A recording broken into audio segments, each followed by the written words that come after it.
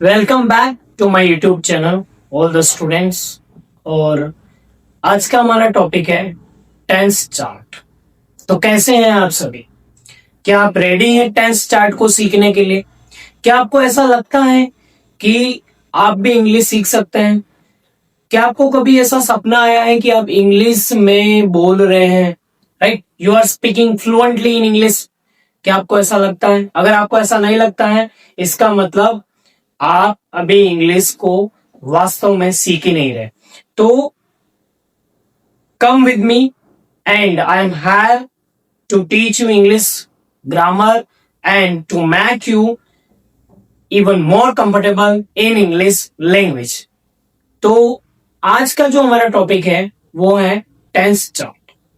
और ये जो टेंस चार्ट का जो टॉपिक है, ये हो सकता है कि आपको सुनने में लगे कि it is very easy topic, लेकिन I am saying this is the one of the most important topic in English language as well as in English grammar.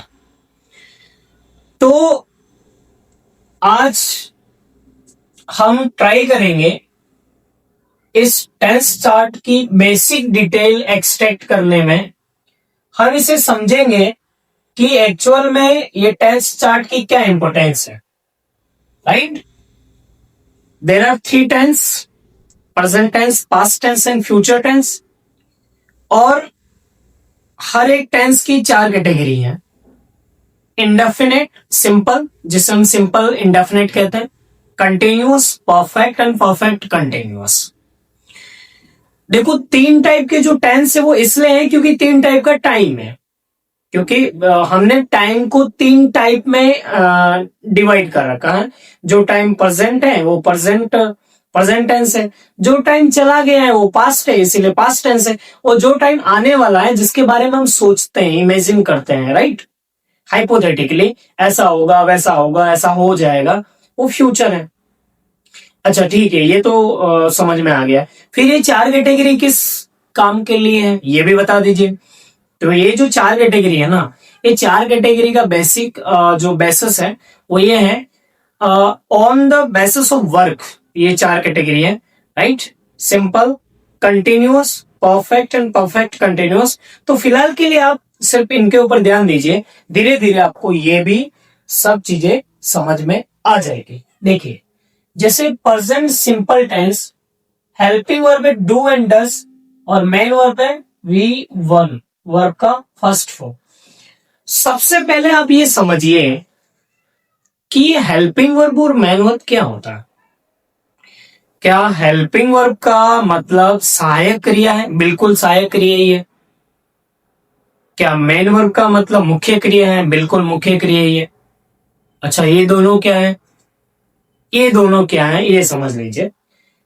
Helping verb जो है, हेल्पिंग वर्ब जो 12 टेंस है, means की एक tense की चार category, फिर दूसरे टेंस की भी चार कैटेगरी, और तीसरे टेंस की भी चार कैटेगरी, मीन्स की ये जो 12 टेंस है, इन 12 ही टेंस की इंडिविजुअल हेल्पिंग वर्ब है। इंडिविजुअल मीन्स की सबकी अलग अलग हेल्पिंग वर्ब है। और ये हेल्पिंग वर्ब इन टेंस की आइडेंटिफिकेशन करवाने के काम आता है, बराबर? और ये हेल्पिंग वर्ब इतने इंपॉर्टेंट है कि बिना इन हेल्पिंग वर्ब के यूज किए हम किसी भी सेंटेंस को बना नहीं सकता है। क्लियर? अच्छा, मेन वर्ब, जो मेन वर्ब है वो एक्शन वर्ब है। जैसे गो, जाना, कम, आना, स्पीक, बोलना, राइट, लिखना, राइट, फाइट, लड़ना, ये सब एक्शन वर्ब्स है। और बिना किसी एक्शन वर्ब या बिना किसी वर्ब का यूज किए किसी सेंटेंस में हम उस सेंटेंस को कंप्लीट नहीं कर सकते, ये गलत है। हम किसी भी सेंटेंस को कंप्लीट कर सकते हैं, बना सकते हैं। ऐसे बहुत सारे सेंटेंसेस हैं सिंपल सेंटेंसेस कैटेगरी के जो बिना वर्ब के यूज के ही बनते हैं। लेकिन अगर आप टेंस की कैटेगरी का सेंटेंस बना रहे हो तो आपको वर्ब का यूज करना ही पड़ेगा। तो हेल्पिंग वर्ब हर एक टेंस की आइडेंटिफिकेशन करवाने के लिए रिस्पॉन्सिबल है। और मेन वर्ब से आप ये पता कर सकते हो कि वो टेंस की कौन सी कैटेगरी है, सिंपल है या कंटिन्यूअस है या परफेक्ट कंटिन्यूअस है, राइट? तो जैसे प्रेजेंट सिंपल की अगर हम बात करें तो हेल्पिंग वर्ब है do and does, and main verb है वी फर्स्ट। तो जैसे अब डू और डस, अब सब्जेक्ट के बारे में आपको पता होना चाहिए। There are two types of subject, means की अगर हम नंबर की बात करें, नंबर ऑफ द सब्जेक्ट्स, तो singular number and plural number. Singular means एक वचन एंड प्लूरल मीन्स बहुवचन, राइट। ये वीडियो में बेसिकली उन सभी बच्चों के लिए, उन सभी स्टूडेंट्स के लिए बना रहा हूं, चाहे वो हिंदी मीडियम का हो या इंग्लिश मीडियम का हो, जिनको इंग्लिश ग्रामर और इंग्लिश ट्रांसलेशन का कुछ भी नहीं आता, right. They are almost at the lowest level, right, and but they want to improve their English language. They want to be very good in this language, right? तो जैसे do है और does है, तो डू का use होगा plural subject के साथ और डज का यूज होगा सिंगुलर सब्जेक्ट के साथ। अच्छा, अब सिंगुलर सब्जेक्ट कौन कौन से और प्लूरल सब्जेक्ट कौन कौन से हैं? सिंगुलर सब्जेक्ट जो है वो है ही, वह, सी, वह, ही, सी, इट, ने, राइट। ये हैं हमारे सिंगुलर सब्जेक्ट्स। प्लूरल सब्जेक्ट कौन कौन से हैं? वी, हम, यू, आर, दे, वो सब।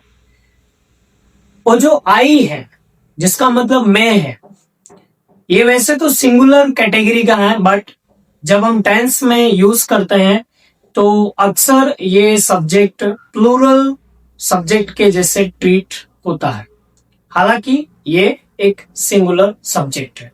क्लियर? तो ये आपको पता होना चाहिए कि सिंगुलर सब्जेक्ट कौन सा है, प्लूरल सब्जेक्ट कौन सा है। अब जैसे डू के साथ प्लूरल सब्जेक्ट, मतलब डू के साथ जैसे अगर आपका सब्जेक्ट है ही, सी, इट, नेम, तब आप डज का यूज करोगे। और अगर आपका सब्जेक्ट है आई, वी, यू या दे, तब आप किसका यूज करोगे? तब आप यूज करोगे डू का। इसी तरीके से present continuous tense, present continuous tense में हेल्पिंग वर्ब है is, am and are. Is singular subject के लिए, आर प्लूरल सब्जेक्ट के लिए, एंड एम स्पेसिफिकली आई के लिए, राइट। और प्रेजेंट कंटिन्यूअस टेंस की जो मेन वर्ब है वो है वर्ब का फोर्थ फॉर्म। ये वर्ब का फोर्थ फॉर्म क्या है? मीन्स की जो आपकी वर्ब की फर्स्ट फॉर्म है उसके साथ में जब हम आईएनजी ऐड कर देते हैं तो वो वर्ब की फोर्थ फॉर्म बन जाती है, जिसे हम प्रेजेंट पार्टिसिपल फॉर्म बोलते हैं। फिर present perfect tense, helping verb has and have, has singular के लिए, हैव प्लूरल सब्जेक्ट्स के लिए, और मेन वर्ब है वर्ब का थर्ड फॉर्म, राइट। तो वर्ब की जो थर्ड फॉर्म है उसका हम यूज करेंगे। अगर आप जनरली देखो तो ये जो फर्स्ट कैटेगरी है, जैसे present tense, past tense and future tense, present simple, past simple and future simple, तो इन तीनों टेंस की तीनों सिंपल कैटेगरीज में वर्ब की फर्स्ट फॉर्म का यूज हो रहा है। इस तरीके से आप लर्न रख सकते हैं। फिर जो एक कंटिन्यूअस कैटेगरी है, ये present continuous, past continuous and future continuous, यहां पर अगर आप नोटिस करेंगे तो वर्ब की फोर्थ फॉर्म मतलब वर्ब की फर्स्ट फॉर्म के साथ हम आईएनजी फॉर्म का हम यूज करते हैं। क्लियर? और जो ये तीसरी कैटेगरी है, जो परफेक्ट कैटेगरी है, present perfect, past perfect and future perfect, यहां पर हम वर्ब का थर्ड फॉर्म का हम यूज करते हैं। और ये फोर्थ कैटेगरी जो present perfect continuous, past perfect continuous and future perfect continuous, यहां पर भी कंटिन्यूअस वर्ड तो आ ही रहा है, तो इसीलिए यहां पर भी हम वर्ब का फोर्थ फॉर्म का हम यूज करते हैं। ये सबसे ज्यादा इंपॉर्टेंट है कि कौन सी हेल्पिंग वर्ब कौन से सब्जेक्ट के साथ में यूज होगी। बेसिक सा रूल है कि अगर आपका सब्जेक्ट सिंगुलर है तो आपको सिंगुलर हेल्पिंग वर्ब का यूज करना है। अब सिंगुलर हेल्पिंग वर्ब कौन सी और प्लूरल हेल्पिंग वर्ब कौन सी है, ये कैसे पता चलेगा? ये तो आपको लर्न करना पड़ेगा ना। ऐसा थोड़े कि मैं आपको यहां से एक सब कुछ मिला के आपको पिला दूंगा या फिर ऐसा कुछ बता दूंगा कि तुरंत आप समझ जाओगे कि हाँ चलो ठीक है। नहीं, आपको थोड़ा बहुत तो लर्न भी करना पड़ेगा, प्रैक्टिस भी करनी पड़ेगी।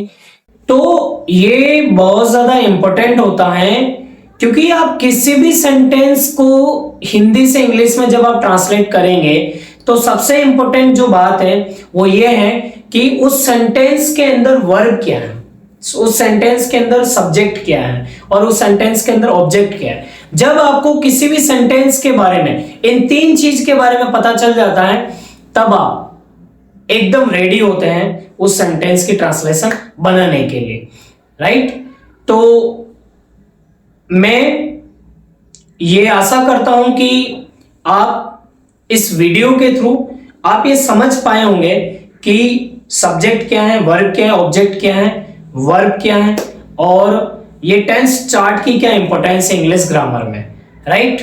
सो let us meet in the next video lecture. तब तक के लिए बाय।